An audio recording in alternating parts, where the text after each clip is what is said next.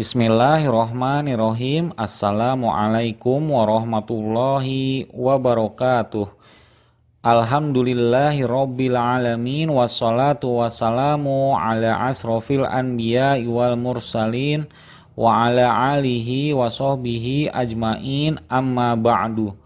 Ahlan wa sahlan wa marhaban bikum ayyuhal ikhwah fi barnamij An-Nahwul Wadih lil marhalatil ibtidaiyah.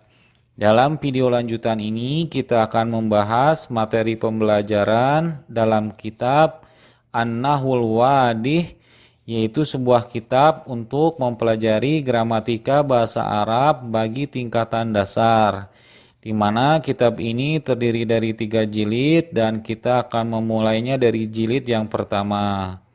Bagi teman-teman yang belum memiliki kitabnya, teman-teman dapat memesannya di link deskripsi video di bawah dengan mengklik link yang sudah kami sediakan untuk terhubung langsung ke WA admin. Baik, mari kita mulai saja materi pembelajaran lanjutan bab ke-9, yaitu tentang al-jumlatul ismiyah, atau dalam konteks bahasa Indonesia adalah pola kalimat yang diawali dari kata benda. Seperti biasa, kita akan memulainya dengan membaca beberapa contoh dari aplikasi Al-Jumlah Ismiyah ini. Al-Amsilatu. Contoh nomor 1, ad-daru wasi'atun. Ad-daru wasi'atun. Rumah itu luas. Kata ad-daru adalah bentukan dari jenis kata isim. Lanjut kepada contoh nomor 2, al-jawu mu'tadilun. Al-jawu mu'tadilun. Suhu udara itu sedang. Kata al-jawu adalah susunan kata dari isim. Contoh nomor 3, al-gubaru thairun. Al-gubaru sairun. Debu itu berterbangan. Kata al-gubaru adalah bentukan dari kata isim. Contoh nomor 4, asyari'u muzdahimun. Asyari'u muzdahimun. Jalan raya itu ramai atau macet. Kata asyari'u adalah bentukan kata dari isim. Contoh nomor 5, at-tariqu dayyiqatun. At-tariqu dayyiqatun. Jalan itu sempit.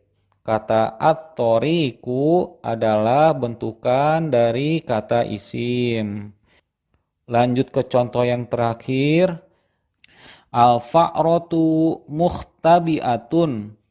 Al-fa'ratu mukhtabi'atun.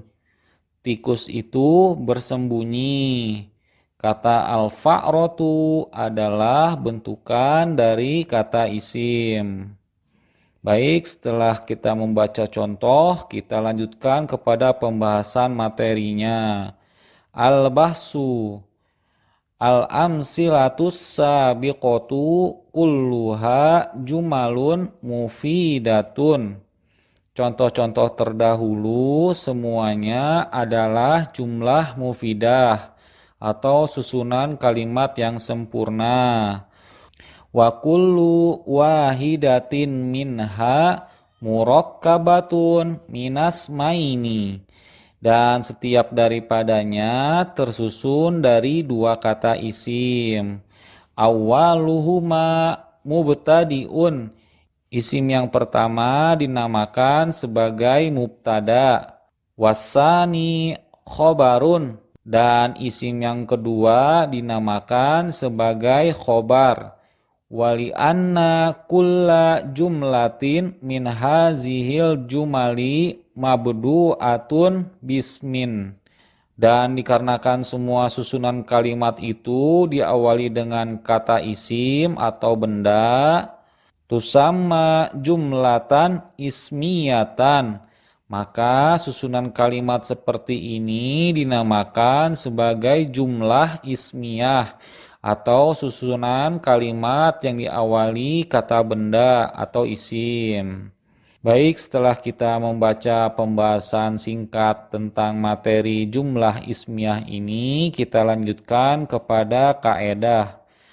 Al-qa'idatu kullu jumlatin tatarokkabu min mubtada'in wa khobarin tusamma jumlatan ismiyatan.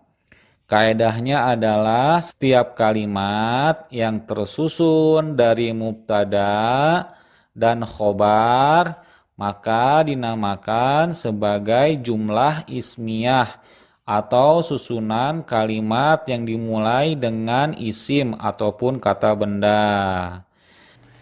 Sebagai catatan tambahan, yang perlu lebih dipahami lagi adalah untuk mengetahui apakah suatu kalimat merupakan jumlah ismiyah, maka kita harus mengenali terlebih dahulu tanda-tanda atau ciri-ciri dari sebuah kata yang berjenis isim.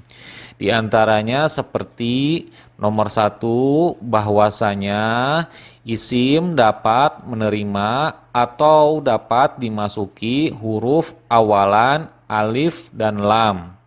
Seperti contoh, al-kitabu, kitab itu. Al-yaumu, hari itu. Al-kabiru, yang besar itu. Yang seperti kita lihat bahwa awal dari setiap kata jenis isim tersebut semuanya diawali oleh huruf alif dan lam. Lanjut ke ciri nomor yang 2, yaitu bahwasanya isim dapat menerima tanda baca tanwin di akhir katanya, baik itu fathahtain, kasrotain, ataupun domatain, tergantung dari posisi i'robnya.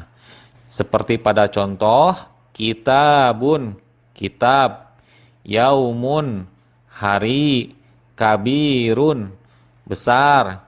Seperti yang kita lihat bahwasanya setiap di akhir kata isim tersebut, dia diakhiri oleh tanda baca tanwin berupa domatain. Ada penjelasan lebih mengenai ciri isim yang ini dengan ciri isim yang sebelumnya. Bahwasanya kedua ciri ini memiliki sifat yang berlawanan. Seperti jika sebuah isim telah dimasuki alif dan lam, maka isim tersebut tidaklah boleh ditanwin di akhir katanya. Begitu pula jika isim ditanwin di akhir katanya, maka di awal kata dia tidak boleh dimasuki huruf alif dan lam. Seperti contoh al-baitu, maka dia tidak bisa dibaca sebagai al-baitun. Atau contoh yang lainnya al-yaumu, maka dia tidak bisa dibaca menjadi al-yaumun. Begitu pula dengan contoh al-kabiru, dia tidak bisa dibaca dengan al-kabirun. Dan yang lebih membedakan lagi dari kedua ciri isim ini adalah isim yang dimasuki huruf awalan alif dan lam itu menunjukkan kepada isim ma'rifah. Sebagaimana kita ketahui dari video sebelumnya bahwasanya isim ma'rifah adalah isim yang sudah jelas bentukan zat bendanya, baik orang, hewan, dan barang yang dimaksud dalam sebuah percakapan. Seperti al-kitabu, kitab yang itu. Al-yaumu, hari yang itu. Al-kabiru, yang besar itu. Sedangkan isim yang ditanwinkan di akhir kata itu menunjukkan kepada isim nakiroh, di mana isim nakiroh adalah isim yang belum jelas bentukan zat bendanya dan masih bersifat umum secara keseluruhan, Artinya isim ini tidak bersifat spesifik. Seperti kitabun, kitab. Kitab yang mana? Maka orang tidak memahaminya secara lebih spesifik. Yaumun, hari. Hari apa? Maka itu pun tidak lebih spesifik dalam maknanya. Kabirun, besar. Maka kita tidak mengetahui secara lebih detail apakah yang besar itu.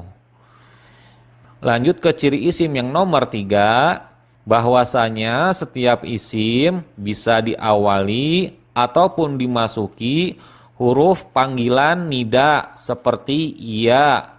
Contohnya, ya Muhammadu, ya Ustazu, ya Fatimatu, di mana kita ketahui bahwasanya Muhammadu, Ustazu ataupun Fatimatu adalah sebuah isim. Dikarenakan kata ini sebelumnya telah didahului oleh huruf panggilan nida, ya. Lanjut ke ciri nomor 4, bahwasanya setiap isim itu bisa diawali atau dimasuki harfu jar seperti min, ila, an, ala, fi, ka, bi, li. Contoh, fil baiti, di dalam rumah, ala kursiyin, di atas kursi. Maka kita ketahui dari contoh ini bahwasanya al-baiti dan kursiyin adalah isim, dikarenakan sebelumnya dimasuki atau diawali oleh harfu jar, yaitu fi dan ala. Baik, lanjut ciri yang terakhir, ciri yang nomor 5 adalah bahwasanya setiap jenis kata isim itu menerima penyambungan dengan isim yang lainnya atau istilahnya dimajemukan. Dalam gramatika bahasa Arab, hal ini disebut dengan istilah mudhof ilaih. Contoh, azanul maghribi. Kata azan adalah jenis isim yang dia mendapatkan tambahan penyandaran isim lainnya yaitu al-maghribi. Contoh yang kedua, kitabun nahwi. Kita pahami bahwasanya kitabu adalah isim yang disandarkan dengan nahwi. Baik, itulah ciri-ciri dari sebuah jenis kata isim yang dapat kami jelaskan. Demikianlah materi pembahasan dari kitab An-Nahwul Wadih jilid ke-1 bab 9 tentang jumlah ismiyah atau susunan kalimat yang dimulai dari isim. Kami mohon maaf jika dalam penyampaian video ini terjadi kekeliruan ataupun hal-hal yang tidak berkenan. Dan jika ada materi pembahasan yang terlewati, teman-teman bisa melihat video sebelumnya yang ada di daftar playlist video An-Nahwul Wadih pada channel ini. Kami mohon pamit undur diri. Subhanakallahumma wa bihamdika asyhadu alla ilaha illa anta astaghfiruka wa atubu ilaik. Assalamualaikum warahmatullahi wabarakatuh.